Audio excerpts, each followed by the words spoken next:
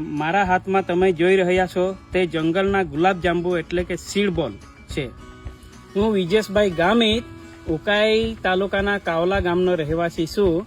વીજ ખાતામાં ક્લાર્ક તરીકે ફરજ નિભાવું છું। ગાયના છાણ, ખાતર અને માટીને મિશ્રિત કરીને તેને બોલના આકારમાં તૈયાર કરવામાં આવે છે। આવા સીડ બોલ સૂકા અને વેરાન વિસ્તારમાં ફેંકવામાં આવે છે, જેથી બિયારણ કુદરતી રીતે અંકુરિત થઈ શકે છે। અત્યાર સુધી મેં દુર્લભ અને વિલુપ્તિની કંગાર પર આવેલી વનસ્પતિઓના લગભગ 90,000 સીડ બોલ તૈયાર કર્યા છે।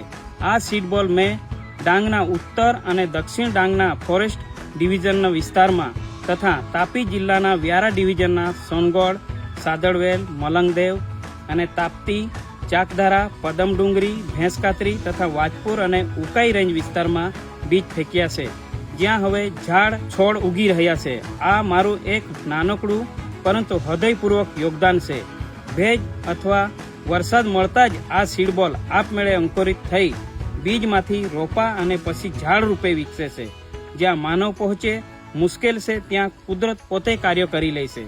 રાજ્ય સરકારે પણ મારા આ કાર્યને માન્યતા આપીને અનેક વખત એવોર્ડથી સન્માનિત કર્યા છે। મારા આગલા 5 વર્ષનો લક્ષ્ય છે, હું 5 લાખ સીડ બોલ તૈયાર કરીને ગુજરાતને વધુને વધુ હરિયાળું બનાવવા માટે મારી જવાબદારી નિભાવીશ।